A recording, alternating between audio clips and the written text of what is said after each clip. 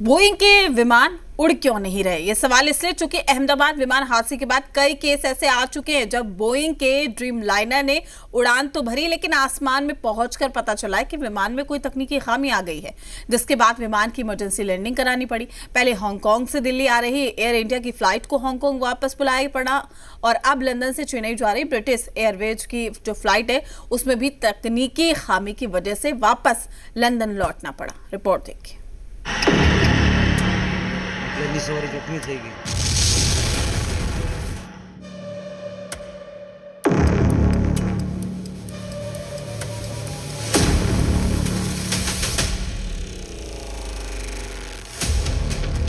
Dream liner में बार बार defect क्यों आ रहा है? बोइंग के विमान उड़ते क्यों नहीं?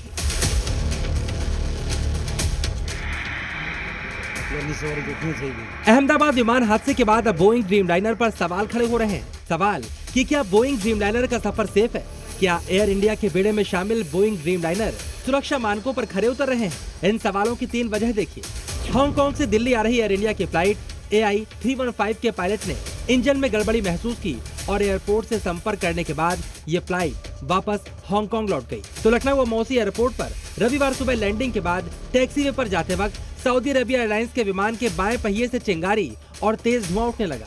ये विमान जेद्दा से हज यात्रियों को लेकर लौटा था। वहीं तकनीकी खराबी की वजह से चेन्नई जाने वाला ब्रिटिश एयरवेज बोइंग ड्रीमलाइनर विमान रविवार को वापस लंदन लौट गया। सबसे पहले बात हांगकांग से दिल्ली आ रही एयर इंडिया की फ्लाइट AI-315 की, जो बोइंग 7878 ड्रीमलाइनर था और ये तकनीकी खराबी की वजह से बीच रास्ते से हांगकांग लौट गई। सूत्रों के मुताबिक पायलट ने फ्लाइट में तकनीकी खराबी की आशंका जाहिर की थी, जिसके बाद विमान की हांगकांग में इमरजेंसी लैंडिंग करने का फैसला लिया गया और फ्लाइट को सुरक्षित हांगकांग के एयरपोर्ट पर लैंड करा दिया गया। फ्लाइट की सुरक्षित इमरजेंसी लैंडिंग के बाद सभी यात्रियों और क्रू मेंबर्स को प्लेन से सुरक्षित बाहर निकाल लिया गया। लखनऊ में अहमदाबाद जैसा हादसा टल गया। लखनऊ एयरपोर्ट पर सऊदी एयरलाइंस के एक विमान में लैंडिंग के दौरान तकनीकी खराबी आ गई। विमान के पहिए से चिंगारी और धुआं निकलने लगा।